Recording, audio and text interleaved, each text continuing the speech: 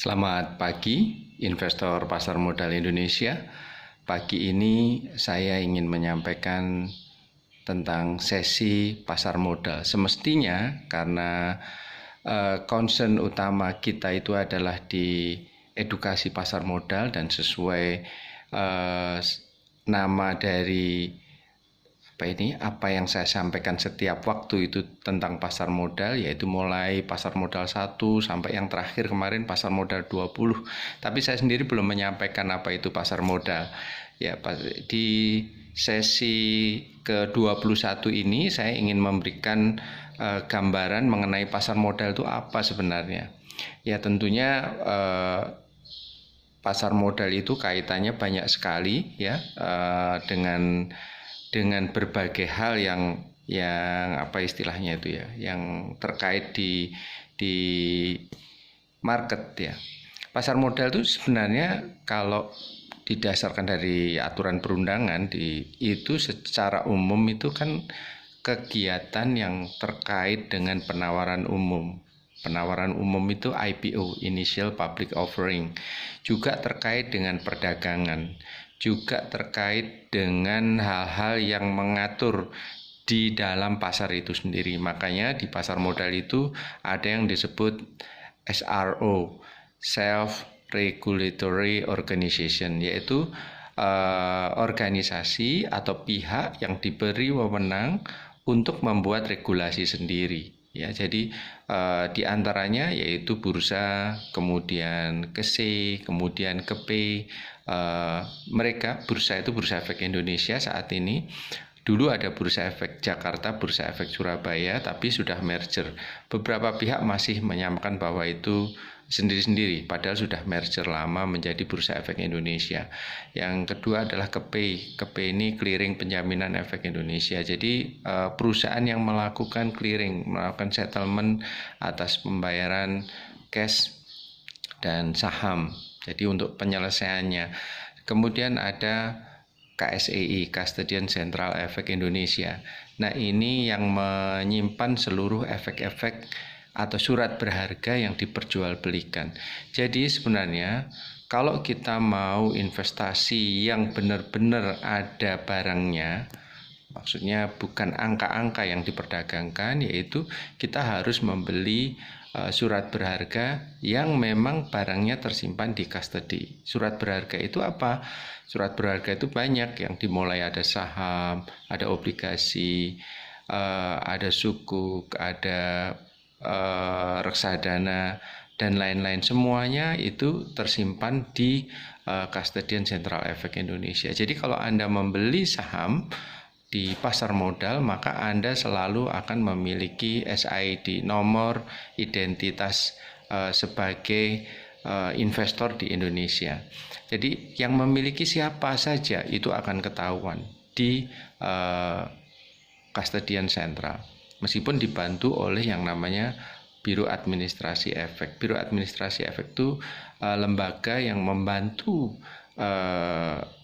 emiten atau perusahaan yang going public untuk mencatat semua pihak yang memiliki surat berharganya dia, baik saham, obligasi, sukuk, dan lain-lain. Jadi intinya pasar modal itu adalah sebuah pasar yang sangat regulated ya. Sangat berbeda dengan pasar-pasar umumnya. Tapi intinya yang namanya pasar itu adalah tempat bertemunya penjual dan pembeli. Kalau di pasar umum misalnya ini ada orang jual sayuran, kan orang mau beli sayur dan orang yang jual sayur bertemu di pasar dan lain-lain.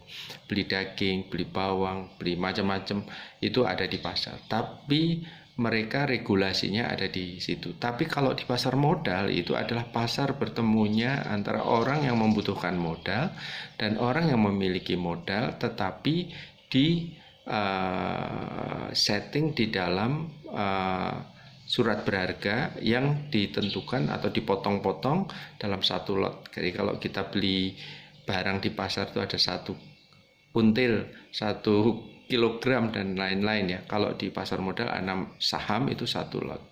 Kalau di surat utang itu ada 1 bio, istilahnya 1 miliar. Jadi 1 unit itu adalah 1 miliar rupiah nominalnya yang tercatat. Diperdagangkan di harga berapa, itu terserah para pembeli dan penjual. Saham juga demikian. Dulu menyebutnya 1 lembar. Kalau sekarang nggak bisa lembar, karena kalau ada terdiri dari 1 miliar saham kan nggak mungkin 1 miliar lembar saham, kan nggak mungkin ada lembaran jumlahnya 1 miliar. Jadi kita menyebutnya ya unit saham aja atau saham gitu aja. Jadi 1 miliar saham gitu. Nah, satuan perdagangan atau disebut lot itu kalau di pasar itu 100 unit saat ini. 100 saham itu merupakan 1 lot atau satuan perdagangan.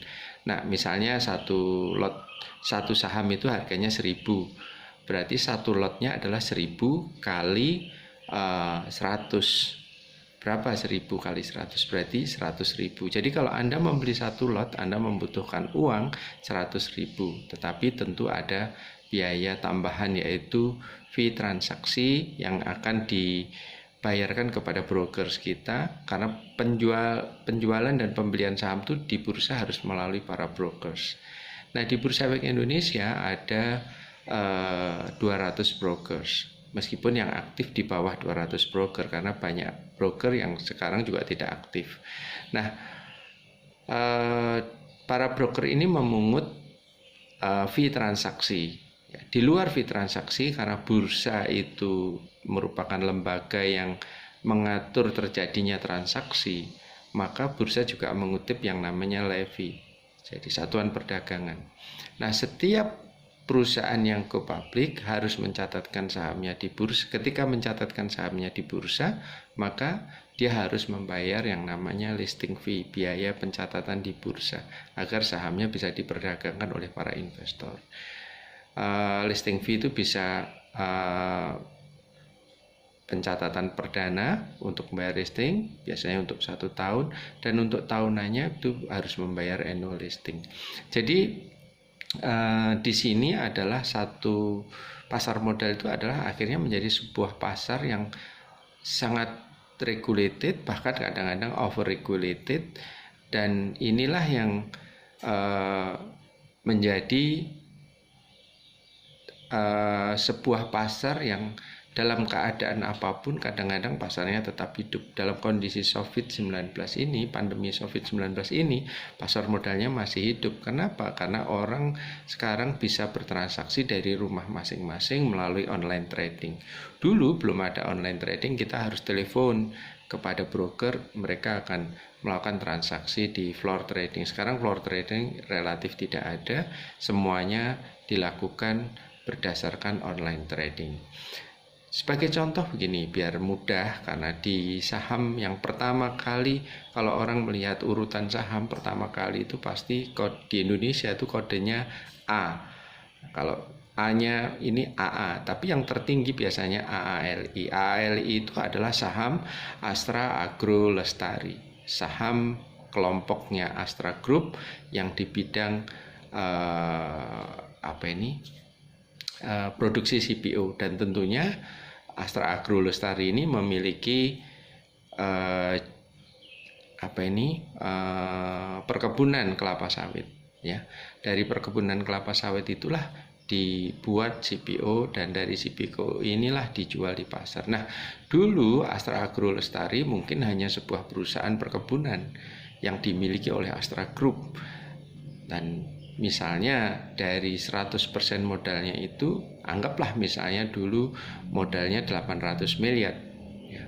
Kemudian dia menjual sahamnya ke publik dengan nilai nominal 200 miliar. Nah, 200 miliar ini dinilai berapa gitu misalnya. Nah, 200 miliar ini dinilai misalnya 10 kalinya, yaitu 2 triliun. Maka akan ada uang tambahan dari hasil IPO itu senilai 2 triliun yang akan masuk di Astra Agro Lestari atau tikernya AALI tadi. Nah, dari uang 2 triliun tadi digunakanlah oleh Astra Agro Lestari untuk membuat pabrik CPO, untuk membuat mengakuisisi perkebunan sawit yang lain, kemudian juga untuk modal kerjanya, mungkin membuat pabrik minyak goreng kalau mereka ingin melakukan pabrik minyak goreng. Tapi intinya Anda harus mempelajari lebih jauh Astra Agro Lestari itu seperti apa. Tapi ini sebagai contoh saja Astra Agro Lestari. Tapi saya melihat bahwa memiliki perusahaan sebesar Astra Agro Lestari itu meskipun harga sahamnya turun dari dulu sangat tinggi, dulu 20 ribuan, 15 ribuan, sekarang harga saham Astra Agro Lestari ya kisaran 5 ribuan. Nah, saya kira saham dari Astra Agro Lestari tadi itu yang diperdagangkan di bursa. Jadi ketika IPO misalnya 200 miliar saham tadi, 200 juta saham tadi itu dicatatkan di bursa. Nah, yang dicatatkan di bursa ini ditambah dengan pemilik lama atau founders. Jadi total yang dicatatkan di bursa 1 miliar saham. 1 miliar saham inilah yang boleh diperdagangkan di bursa. Pemilik lama juga boleh membeli. Dan pemilik lama pun boleh juga membeli saham yang ada di bursa. Jika misalnya terjadi penurunan atau memang dia punya uang untuk membeli saham yang bersangkutan. Jadi kondisi-kondisi inilah yang akan membuat perusahaan Astra Agro Lestari itu menjadi perusahaan yang relatif sampai saat ini eksis. Apa khawatir? Ya nggak begitu khawatir. Kenapa? Karena dia masih memiliki perkebunan yang begitu luas. Apakah berisiko? Ya pasti ada risikonya. Khawatir boleh, memikirkan risiko boleh, tetapi saya memiliki keyakinan ada satu saat di mana harga sahamnya Astra Agro ini akan meningkat pesat.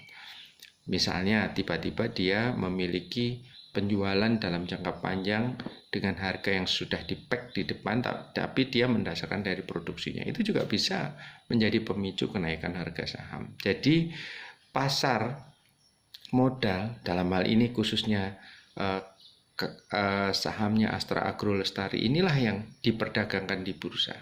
Harganya naik turun sesuai dengan supply and demand ya. Dan sensitivitas terhadap rumor, sensitivitas terhadap berita-berita itu sangat berpengaruh terhadap perusahaan ini. Bagi orang yang berpikir sebagai investor, bisa jadi membeli saham Astra Agro ini untuk long term investment, apalagi sekarang harganya lagi turun. Itu sangat bisa dipakai untuk long term investment. Karena kita dengar di pasar misalnya produk dari Astra Agro itu adalah produk yang selalu premium harganya. CPO-nya itu CPO premium. Jadi memiliki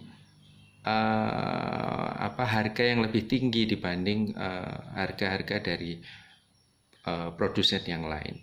Jadi kembali ke inti dari sesi ini bahwa pasar modal itu adalah pasar yang menyediakan sarana untuk pihak yang ingin menjual pada pasar IPO, ingin menjual surat berharganya di pasar, dan surat berharga itu jadi dia adalah orang yang membutuhkan dana, dan ada investor yang mau membeli saham yang bersangkutan, dan investor ini diberi kesempatan untuk menjual setiap waktu di pasar yang namanya Bursa Efek Indonesia. Nah, harganya ditentukan oleh supply and demand, dan yang terakhir adalah apakah membeli saham itu untung atau tidak, itu tergantung dari supply and demand itu sendiri. Bagi saya misalnya tidak memiliki peluang kecil misalnya untuk memiliki perkebunan sawit, memiliki pabrik kelapa sawit, saya nggak kecil kemungkinan untuk membeli ke sana. Meskipun kalau rezekinya besar bisa, tapi saya bisa membeli perusahaan itu meskipun kecil. Saya pun meskipun kecil adalah pemilik dari perusahaan kelapa sawit dan perusahaan perkebunan kelapa sawit, yaitu Astra Agro Lestari. Ini misal saja ya. Tapi memang saya juga punya sahamnya Astra Agro Lestari. Keluarga kami juga membeli Astra Agro Lestari. Rugi ya kita average turun, kita berharap bahwa harganya bisa naik di kemudian hari.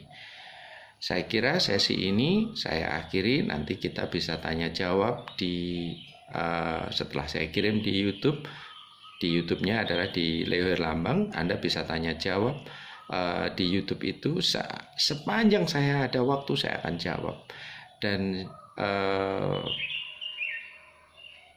sekali lagi, banyak juga saham-saham yang lain yang memiliki potensi-potensi keuntungan di saat-saat pandemi COVID-19 ini. Dan tetap yakinlah, tetap optimis bahwa ini semua akan kembali normal dan kita dapat cuan. Selamat pagi, selamat berinvestasi.